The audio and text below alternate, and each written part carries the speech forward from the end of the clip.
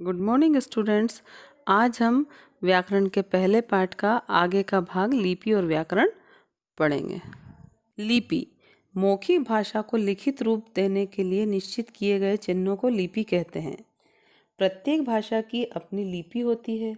हिंदी जिस रूप में लिखी जाती है, अंग्रेजी या कई भारतीय भाषाएं भी ठीक उसी रूप में लिखी जाती है। हिंदी की लिपि देवनागरी है। यह बाईं ओर से दाईं ओर लिखी जाती है। इसका विकास संसार की प्राचीनतम लिपियों में से एक ब्राह्मी लिपि से हुआ है। देवनागरी लिपि में भारत की कई भाषाएं और बोलियां लिखी जाती हैं। भारत के विभिन्न प्रदेशों में विभिन्न भाषाएं और उनकी विभिन्न लिपियां इस प्रकार हैं। अंग्रेजी अंतर्राष्ट्रीय भाषा है। यह रोमन लिपि में लिखी जाती है। विश्व की अनेक भाषाएं रोमन लिपि में लिखी जाती हैं। अन्य प्रमुख विदेशी भाषाओं की जानकारी हम इस सारणी में दे रहे हैं। व्याकरण भाषा सीखने के लिए प्रारंभिक कौशल भाषा को सुनकर समझना और बोलना होता है।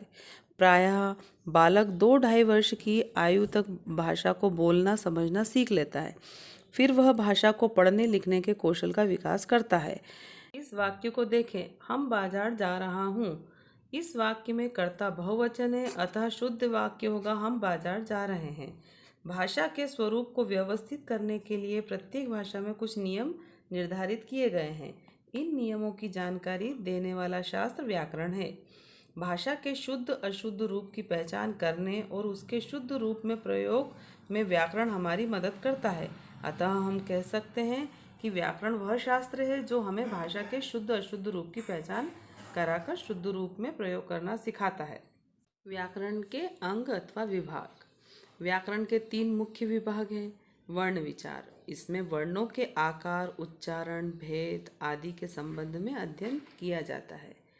शब्द विचार, इसमें शब्दों के रूप, भेद आदि के विषय में अध्ययन किया जाता है। वाक्य विचार, इसमें वाक्य, उसके प्रकार, वाक्य विग्रह, पद परिचय, विराम चिन्हों आदि का अध्ययन किया जाता है।